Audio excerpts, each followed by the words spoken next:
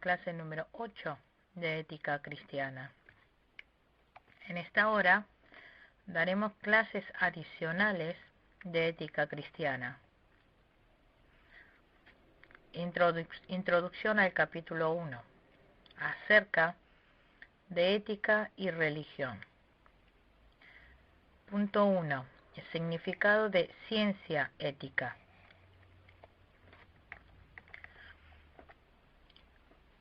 Definición A. Definición de ética. El estudio de la ética es la ciencia que investiga críticamente la relación moral que se produce entre los seres humanos. B. La ética y la religión. Existe una relación muy estrecha entre la ética y la religión. La ética tiene que formarse en base a la religión. No podemos decir que es verdadera ética si no está basada en la religión, porque solamente la base de la religión puede responder a las preguntas éticas del hombre. Es decir, la ética está incorporada dentro de la religión. La ética está formada en base a las premisas religiosas. Punto 2. Campo de ética cristiana. A. Significado de ética cristiana. La ética cristiana se forma de una relación entre los seres humanos y la sociedad, y es la ciencia que estudia el comportamiento moral. Pero este estudio se da sobre la base de la fe cristiana. Por lo tanto, la ética cristiana se basa en las revelaciones especiales de Dios.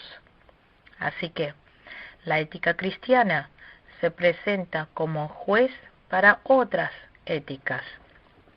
Es decir, que el llamado de ética cristiana tiene incluido el llamado de juzgar a otras éticas.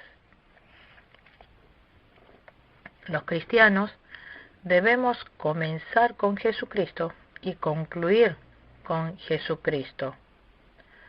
Toda conducta moral que se presenta de la relación humana tiene que estar reflejada a la luz de Jesucristo. 2. La importancia de la ética cristiana. El ser humano es un ser racional y moral. El ser humano tiene razón y también conciencia. El ser humano tiene en su corazón el concepto de lo mejor. Por ejemplo, el hombre puede reconocer entre el bien y el mal, lo justo y lo injusto. Especialmente es muy importante la ética que está basada en las revelaciones especiales de Dios. Podemos resumir en varias partes esta importancia. Primero, problemas difíciles morales de la actualidad. Es muy seria la corrupción moral que existe en la generación actual. El único camino que puede resolver esta corrupción moral es la ética cristiana, que tiene base a las revelaciones especiales de Dios. ¿Cuál es el método que puede resolver el peligro moral de esta generación? Solamente puede ser resuelto por obra de Jesucristo. Segundo, tendencia ética del humanismo. La tendencia de la ética actual es humanista y mitad cristiana. En realidad, hay muchos cristianos que viven apartados de una vida éticamente cristiana. Por lo tanto, hay que esforzarse a aplicar en la vida cotidiana por medio de una verdadera ética cristiana. Ahora trataremos el capítulo 2. El tema es el soborno. 1. El asunto del soborno está expandido por todo el mundo y área política, económica, cultural, etc. Y esto no solamente en Corea, sino en todo el mundo. Cada vez que veo una noticia sobre caso de corrupción de una comunidad, veo que casi siempre está involucrado el tema del soborno. Aún en problemas relacionados con la Iglesia, se descubren que han sido por cuestiones de sobornos. Por ejemplo, muchas veces se han entregado sobornos a los funcionarios públicos para realización de edificación de iglesias, porque está tan absorbido en esta clase de sociedad que hay personas que piensan que sobornar no es algo malo. Incluso hay personas que piensan que el soborno es algo que se recibe y ofrece como costumbre o cultura. 2. En la actualidad hay personas que ofrecer soborno no lo piensan como tal soborno, sino un regalo. Pero ante el ofrecimiento de dinero hay que analizar fríamente la intención y motivación de lo que trae en su trasfondo. El soborno es totalmente diferente a un regalo, propina o una pequeña remuneración. El regalo viene cuando hay una relación íntima. La propina o donaciones se realiza aunque no haya ninguna relación humana íntima. Estas dos clases tienen en común de que no espera ningún otro tributo. Pero el soborno es diferente. El soborno se entrega a personas que tienen poder administrativo, funcionario público o judicial, pudiendo así obtener beneficios. Esto lleva a que los funcionarios no ejerzan justamente sus juicios y engrosen sus decisiones. Así que, como el soborno tiene sus ganancias, el que ha recibido el soborno tiene la obligación de hacerle algo al que le ha sobornado.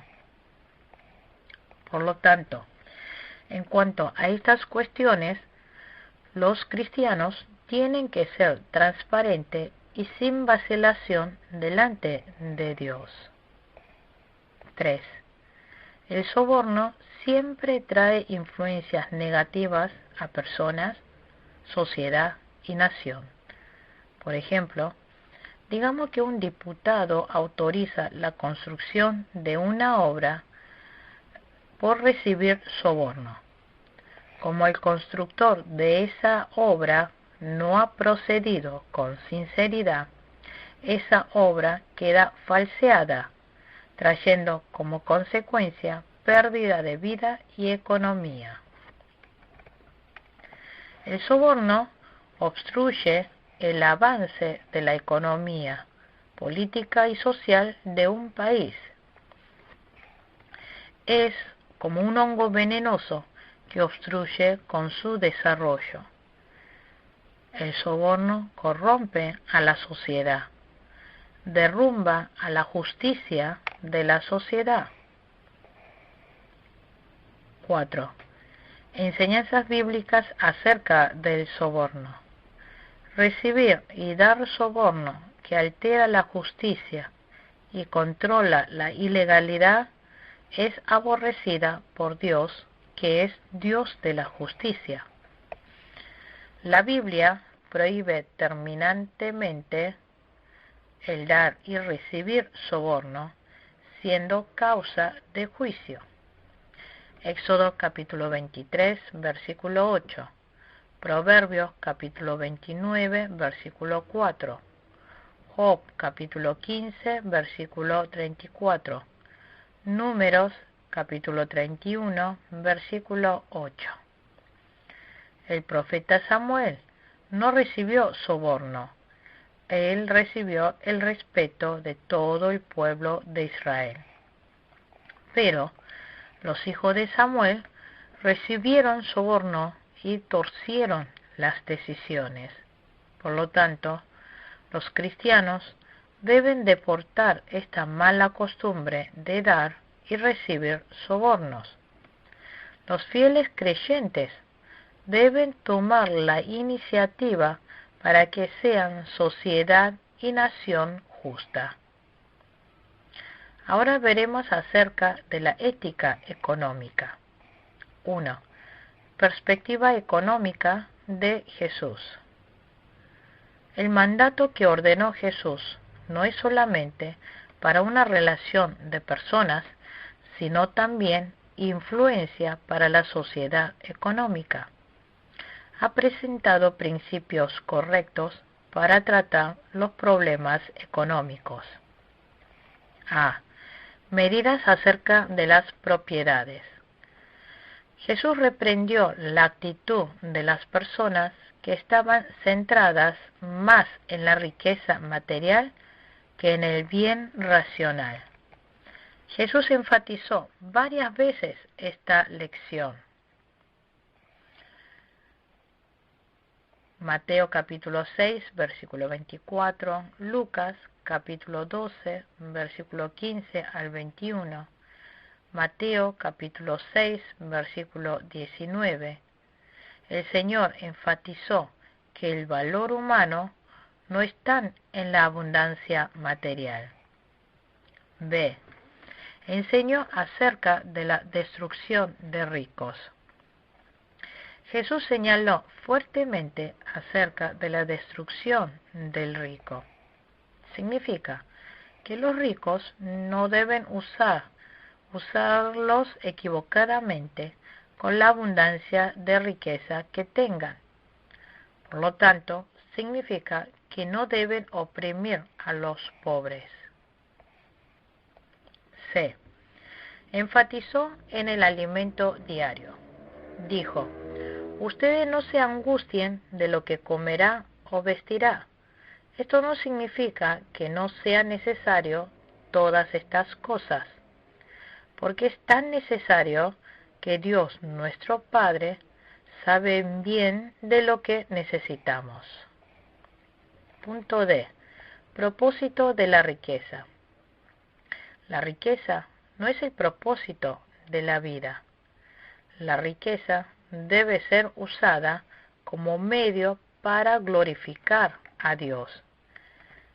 Si la persona pone como su meta tener mucha riqueza, cuando desaparezca esa riqueza, también se arruinará esa persona. Punto 2. Ética para los bienes materiales.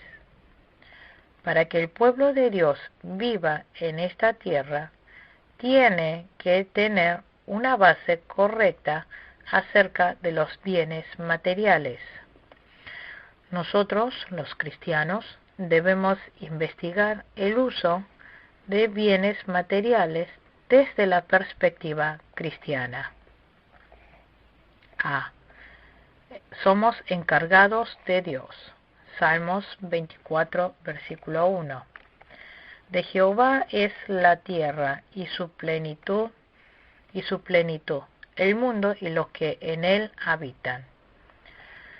Los bienes materiales que nosotros tenemos no son nuestros, son de Dios. Nosotros solo somos mayordomos.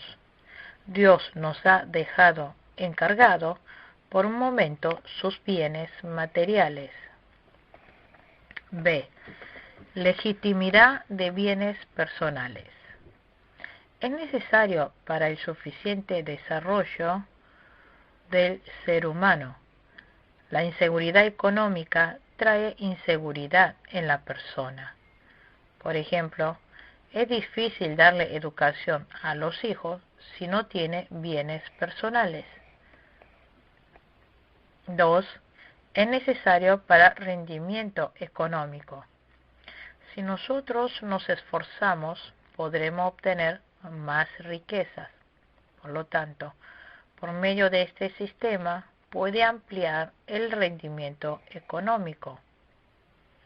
Se va extendiendo los bienes. 3. Promueve la ambición a las personas que dirige una empresa. C. Problema institucional de bienes particulares. C1. Trae la ideología de la omnipotencia material. Cuando aumenta excesivamente la ambición positiva, también se agranda la ideología potencial del materialismo. C2. Se va ampliando la brecha entre los ricos y los pobres.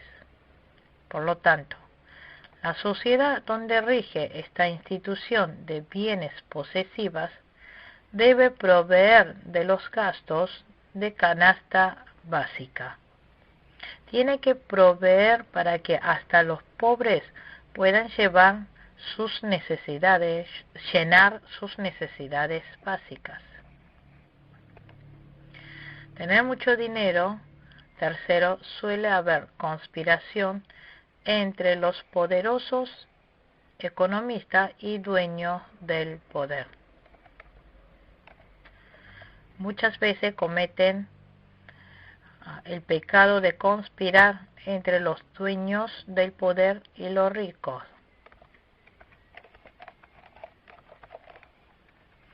Por lo tanto, se puede permitir la posesión de bienes materiales, pero tiene que distribuir y ayudar a los pobres. Durante la iglesia primitiva, los fieles vendieron sus bienes, entregándolos a la iglesia, ayudaron a muchas personas difíciles. Capítulo 4. Ética política. Primero, definición de país. País es comunidad social con una organización política común y un territorio y órganos de gobierno propios, que es soberana e independiente políticamente de otras comunidades. El país tiene que cuidar a sus habitantes y los habitantes tienen que cumplir con la ley del gobierno del país. 2. Origen de país. Hay muchas teorías con respecto al origen de un país. Nosotros tomamos lo que D.S. Adam afirmó, es decir, que el país se ha formado por el desarrollo de la institución de la familia. Por ejemplo, Israel. El país de Israel se fue formando por el crecimiento de la familia de Jacob. Por lo tanto, un país es una familia ampliada y la familia es un país reducida. Así que las obligaciones que un habitante tiene para con el país son las mismas obligaciones que tienen para con la familia. 3. Desafíos en la ética pública. A. El país es una unidad política soberana.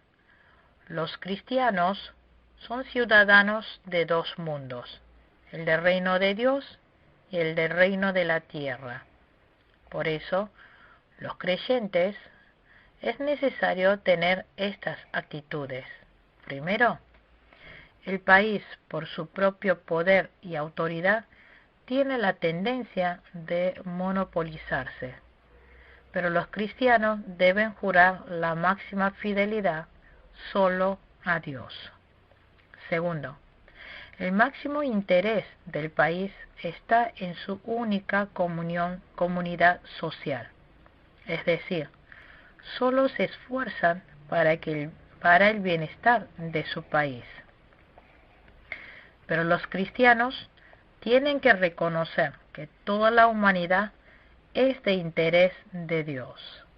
Así que todos los creyentes deben esperar la prosperidad de todos los países del mundo. Tercero, el país tiene en cuenta como la máxima obligación moral la de mantener la justicia y la seguridad. Pero los cristianos, por amor a Dios, reconocemos como máxima obligación la de amar a toda la humanidad.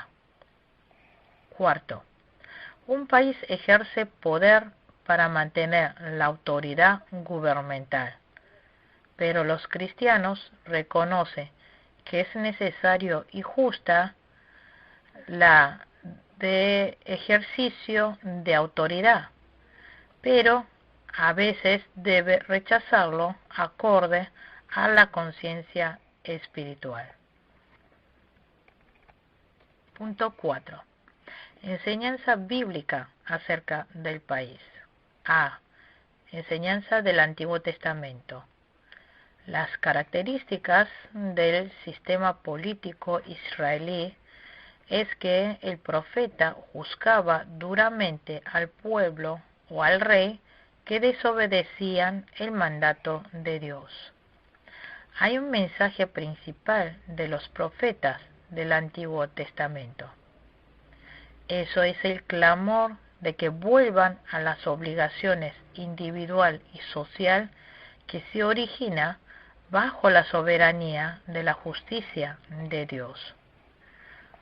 Los profetas proclamaron la voluntad de Dios. Desde la perspectiva del juicio y salvación de Dios en medio de esas circunstancias. Al igual que en varias circunstancias de la historia humana, los profetas anunciaron el gobierno de Dios soberano, que se mueve aún dentro de la política.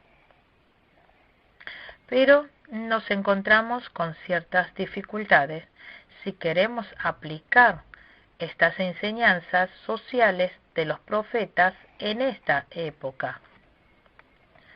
Porque es un país que está centrado en su religión y política.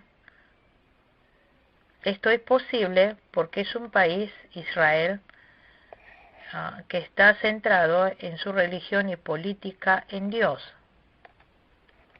Pero en la actualidad debe realizar todas las obras separando la religión del gobierno. B. Enseñanza de Jesús. Marcos capítulo 12, versículo 17. Jesús dijo: Dad a César lo que es de César, y a Dios lo que es de Dios. Jesús enseñó más acerca de la política del reino espiritual que del reino terrenal. Jesús no habló mucho acerca de la estructura de la política del país. Es más, dijo que los cristianos padecerían persecución por parte del gobierno de este mundo y debían ser fieles a su fe. Pero esta palabra reconoce la autoridad de un país que está conformado normalmente. Y más importante, está diciendo que es verdad la existencia de una autoridad santa de Dios que el gobierno no puede intervenir. C. Enseñanza de los apóstoles. Romanos capítulo 13, versículo 1. Sométase toda persona a las autoridades superiores. Primera de Pedro capítulo 2, versículo 17.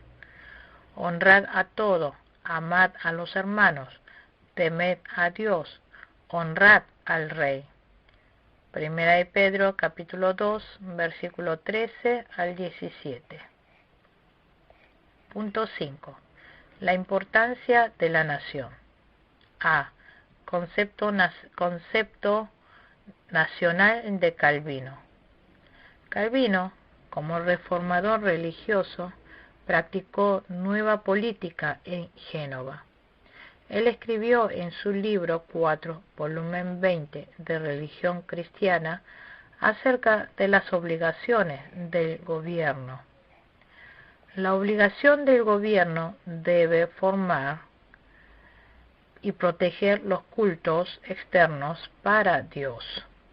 El gobierno debe amparar la sana doctrina y la seguridad de la Iglesia, además de lograr la paz y la seguridad universal.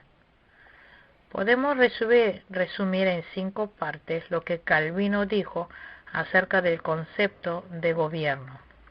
Primero, formación y protección de los cultos. Segundo, amparar la Iglesia y la sana doctrina. Tercero, adaptación social de la vida. Cuarto, importancia política de la práctica. Quinto, paz y seguridad universal. Calvino no amparó la democracia capitalista, sino el republicano. Con una comisión de pocos líderes, abogó por un sistema que funcionaba conforme a la palabra de Dios. Punto 6. Obligaciones de cristianos con el gobierno. A. Patriotismo. Patriotismo es un pensamiento que vincula a un individuo con su patria. El patriotismo es una obligación para el país, pero tiene 2 características erróneas. Una es tener odio incondicional hacia otros países. Otro es crítica continua hacia los líderes que están en el poder actualmente. Todo esto son extremos. B. Cumplimiento de la ley. El gobierno tiene su ley gubernamental. Los ciudadanos tienen que cumplir con estas leyes. Romanos capítulo 13, versículo 1. Entonces, cuando entren en conflicto la ley de Dios y la ley del gobierno, ¿qué debemos hacer? En estas ocasiones, los fieles, ¿qué debemos hacer? Hechos capítulo 5, versículo 29, dijo: es necesario obedecer a Dios antes que a los hombres.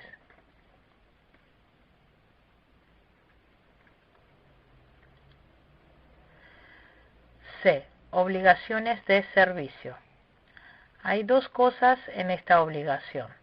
Primero, obligaciones de servicio indirecta, por ejemplo, obligaciones tributarias, obligación de votación, obligaciones de trabajo, de educación, etc. Segundo, obligaciones de servicio directo. Esto se trata de servir directamente como político o funcionario del gobierno, por ejemplo, funcionarios públicos, diputados, jueces, etc.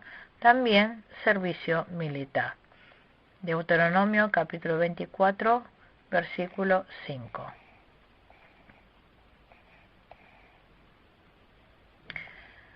Ahora hablaremos acerca de la ética internacional, capítulo 5. La guerra es un horrible pecado. Sobre todo, la guerra moderna conduce a resultados más desastrosos a causa de las armas destructivas. La humanidad de la Tierra tiene que esforzarse conjuntamente para mantener la paz. Punto 1. Comprensión cristiana acerca de la guerra. El Antiguo Testamento está impregnado de muchas matanzas y guerras. También en varios lugares está escrito que Jehová Dios ha peleado por su país. Primera de Crónica, capítulo 5, versículo 22. En el Nuevo Testamento, Jesús no solo es Hijo de Dios, sino también es llamado Rey de Paz. El Señor ha proclamado el amor de Dios y ha enfatizado en practicar ese amor.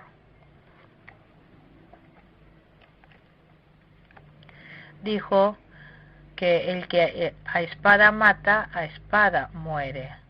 Es muy difícil poder, con estos versículos, justificar la guerra o la paz. Punto A. Dios creador y soberano. Dios no se alegra de que haya guerras, matanzas o enfermedades. Dios desea que el mundo que fue creado por Él sea utilizado para extender el reino de Dios y para la gloria de Dios. B. Dios que juzga. Dios es Dios de amor y a la vez Dios de la justicia. Dios no considera al pecado livianamente, es un Dios que juzga.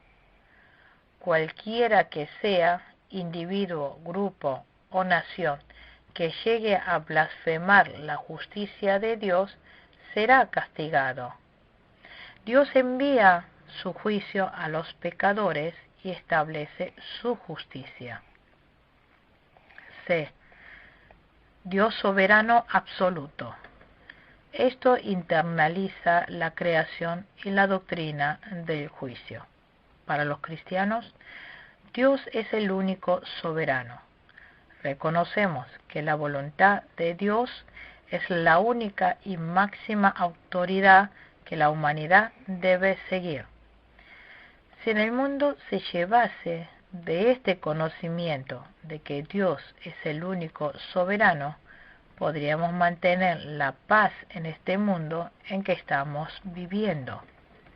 Solamente reconocer que Dios es el soberano absoluto de la humanidad es el único camino que lleva a mantener la paz. D. Dios de amor. Dios mantiene la paz de este mundo por medio del amor. 2. Opinión cristiana acerca de la guerra. La guerra es pecado.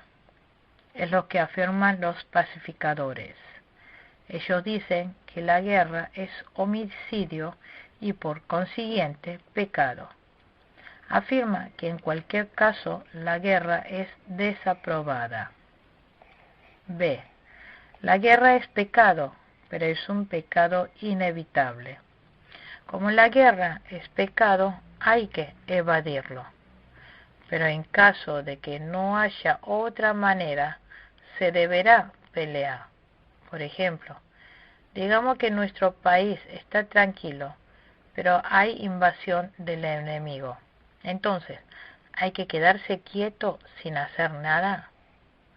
Un ladrón entra a casa. El ladrón se está llevando las cosas. ¿Hay que estar sin hacer nada? Hay que rechazar al enemigo. Hay que detener al ladrón. C. La guerra es divina. Esta afirmación lo estuvieron usando en el tiempo del Imperio Romano.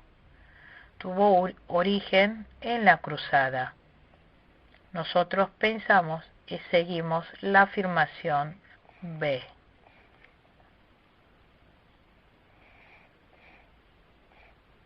Concluimos con la clase número 8 de Ética Cristiana. Muchas gracias.